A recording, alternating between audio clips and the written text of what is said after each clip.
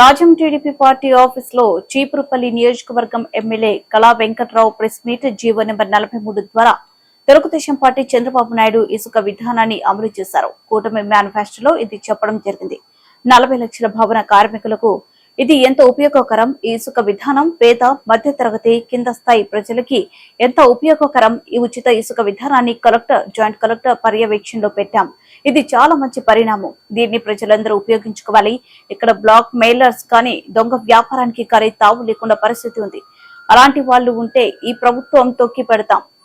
గత ప్రభుత్వం చేసిన నిర్వాహకం వల్ల బ్లాక్ మార్కెట్స్ పెరిగిపోయాయి. జగన్మోహన్ రెడ్డి ప్రభుత్వంలో జగన్మోహన్ రెడ్డి వాళ్ళ మనుషులు ఈ 50,000 కోట్లు దోచుకున్నారు. ఇది పేద ప్రజల తాలూకు సొమ్ము దోచుకోవడమే కాకుండా వాళ్ళకి ఇల్లు లేకుండా ఉపాధి లేకుండా అయిపోయింది. జేపీ అనే సంస్థను పెట్టి బ్యాంకు ద్వారా కాకుండా డైరెక్ట్ గా ఇసుక మీద డబ్బులు దోచుకున్నారు. ఈ ఇసుక మీద దోచుకునేంతంతా వసూలు చేస్తాం. ప్రజల తరపున నిలదీస్తాం. ప్రజాధనం దుర్వినియోగం అయింది. చట్టపరంగా దీనిపై ఎవరిని వదిలిపెట్టేది లేదు. చట్ట ప్రకారం శిక్షిస్తాం. ఉచిత ఇసుక విధానాన్ని రోజు చంద్రబాబు నాయుడు గారి ప్రభుత్వం, తెలుగుదేశం పార్టీ ప్రభుత్వం అమలు చేయడం మొదలుపెట్టారు. కూటమి మేనిఫెస్టోలో దీన్ని పెట్టడం జరిగింది. 40 లక్షల మంది భవన నిర్మాణ కార్మికులకు ఇది చాలా ఉపయోగకరమైనటువంటి కార్యక్రమం. వాళ్ళకి ఉపాధి దొరుకుతుంది. అలాగే పేద ప్రజలు 5 లక్షల రూపాయలు ఇంటికి ఖర్చు అయితే చిన్న ఇల్లు కట్టుకునేటప్పుడు 3 లక్షల వరకు ఇసుక్కే వాళ్ళు పే చేయాల్సిన పరిస్థితి వచ్చింది. అందువల్ల గృహ నిర్మాణం చాలా భారమైనటువంటి పరిస్థితి ఆంధ్రప్రదేశ్లో అయిపోయింది. పేద ప్రజలు సొంతంగా ఇల్లు నిర్మించుకోవడం, బిలో మిడిల్ క్లాస్ ఇసుక కొనుక్కోవడం గగనం అయిపోయింది. అందువల్ల ప్రభుత్వం ఆలోచించి చంద్రబాబు నాయుడు గారు అదేవిధంగా కూటమి నాయకులు ఆలోచించి దీన్ని మేనిఫెస్టోలో పెట్టడం జరిగింది. ఈరోజు ముఖ్యమంత్రిగా చంద్రబాబు నాయుడు గారు ఇంత త్వరితగతిన ఈ నిర్ణయం తీసుకోవడం ముదాహం, చాలా ఆనందదాయకం. తిండి, బట్ట, నీడ. ఈ నీడ అనేటటువంటిది గృహం ప్రతి మనిషికి చాలా అవసరమైనటువంటిది. దాంట్లో ఈ పనిముట్టు అయినటువంటి ఇసుక బంగారం అయిపోవడం, బంగారం అయినా కొనుక్కోగలిగారు కానీ ఇసుక కొనుక్కోలేనటువంటి పరిస్థితి ఏర్పడింది. అందువల్ల ఈ ఇసుక విధానం పేదలకి, మధ్యతరగతి ప్రజలకి, కింది తరగతి ప్రజలకి చాలా ఉపయోగకరంగా ఉంది అనేటటువంటిది మాకు స్పష్టంగా వినిపిస్తుండేటటువంటి పరిస్థితి. అందువల్ల దీనికి జిల్లా కలెక్టర్ని సారథిగా పెడుతూ మరి అదేవిధంగా జాయింట్ కలెక్టర్తో సహా ఎక్కడెక్కడైతే స్టాక్ పాయింట్స్ ఉంటాయో ఆ స్టాక్ పాయింట్స్ నుంచి ఉచితంగా ఇసుకని ఓన్లీ రవాణా ఛార్జీ, హ్యాండ్లింగ్ తప్ప మిగతాదంతా కూడా ఉచితంగా ఇచ్చేటటువంటిది కలెక్టర్ పర్యవేక్షణలో పెట్టారు. ఇది చాలా మంచి పరిణామం. ప్రజలందరూ కూడా దీన్ని ఉపయోగించుకోవాలి. ఎక్కడ కూడా బ్లాక్ మెయిలర్స్ కానీ దొంగ వ్యాపారానికి కానీ తావు లేకుండా ఉపయోగించుకోవాల్సినటువంటి పరిస్థితి ఉంది. దీన్ని ప్రభుత్వం ఉక్కుపాదంతో అలాంటి వాళ్ళు ఎవరైనా ఉంటే తొక్కి పెడతాం, ప్రజలకు ఉచితంగా ఇస్తాం.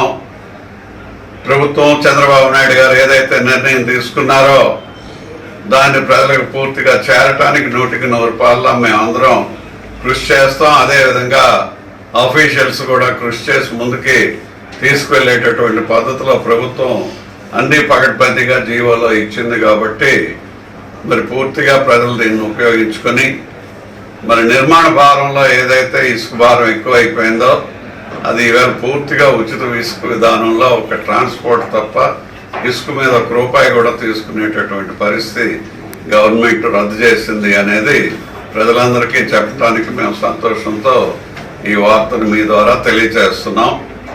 గత ప్రభుత్వం చేసినటువంటి నిర్వాహకం వలన బ్లాక్ మార్కెట్స్ పెరిగిపోయారు. ఈ తప్పుడు విధానాలు అనుసరించి తప్పుడు విధానంగా ఇసుకను బ్లాక్ మార్కెట్లో అమ్మినటువంటి వాళ్ళు వృత్తి కింద మారిపోయింది. దీనికి కారణం జగన్మోహన్ రెడ్డి ఆయన ప్రభుత్వం. ఇంచుమించు ₹50,000 కోట్ల జగన్మోహన్ రెడ్డి ప్రభుత్వంలో ఒక ఇసుక మీదే ఆయన మనుషులు దోచుకున్నారు. ఇది పేద ప్రజల తాలూకా సొమ్ము. దోచుకోవడమే కాకుండా వాళ్ళకి ఇల్లు లేకుండా అయిపోయింది, ఉపాధి లేకుండా అయిపోయింది. అది చాలా ముఖ్యమైనటువంటి పరిస్థితి. 40 లక్షల మంది ఇంచుమించు ఉసూరు అనుకుంటూ బిల్డింగ్ కన్స్ట్రక్షన్స్ లేక, పనులు లేక, ఇసుక అందించేవాడు, సిమెంట్ అందించేవాడు, ఇటుకలు అందించేవాడు, తాపి మేస్త్రి, బిల్డింగ్ మెటీరియల్ చేసేటటువంటి వాళ్ళు, ఐరన్ గ్రిల్స్ని కట్టేటటువంటి వాళ్ళు, మొత్తం భవనాల మీద ఎంతమంది అయితే లేబరు 40 లక్షల మంది ఉన్నారో వీళ్ళందరికి కూడా పని లేకుండా పోయినటువంటి పరిస్థితుల్లో వీళ్ళు మాత్రం ₹50,000 కోట్ల ఒక ఇసుక మీదే దోచుకోవడం వల్ల 40 లక్షల మంది జీవితాలు పాడు చేశారు ఈ జగన్మోహన్ రెడ్డి ఆయన మనుషులు అని చెప్పి మీ ద్వారా నేను తెలియజేస్తున్నా. పెట్టాడు, వాళ్ళ కాంట్రాక్ట్ ఇచ్చాడు. ఈ ఇసుక అంతా కూడా ఏదైనా పేటిఎం ద్వారా కానీ బ్యాంక్ ద్వారా కానీ ఉంటుంది. ఇసుక, మైనింగ్, సారా ఈ 3 మాత్రం క్యాష్, నోట్లు, డబ్బులు ఇచ్చి తీసుకోవాలి తప్ప ఇటు బ్యాంక్ సిస్టమ్ లేకుండా చేశాడు. దాని ద్వారా ఈ జేపీ సంస్థ అనేటటువంటి వాళ్ళకి ₹800 కోట్ల డబ్బు కట్టలేకపోతున్నారని ఇసుక అమ్మినోడు డబ్బు కట్టలేకుండా ఉంటాడండి. బ్లాక్ మార్కెట్ లో నెంబర్ 1 ఇసుక అందరికీ నువ్వు డబ్బుకి అమ్ముతున్నావు. అదే బ్యాంక్ ద్వారా అయితే సిస్టమ్ తెలిసిపోద్దని చెప్పి క్యాష్ టర్మ్స్ లో పెట్టాడు. ₹800 కోట్ల ప్రభుత్వ ధనాన్ని మాఫీ చేశారు. అది చాలా తప్పు.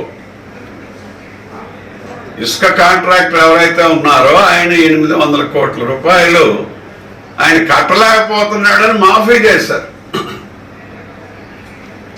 దీని మీద రావాల్సినటువంటి సెస్ ఏదైతే ఉందో, ఇసుక మీద అమ్మినటువంటి అమ్మకం ఏదైతే ఉందో పేరుతో, దాన్ని ₹800 కోట్లు మాఫీ చేశారు ఆ జేపీ సంస్థకి.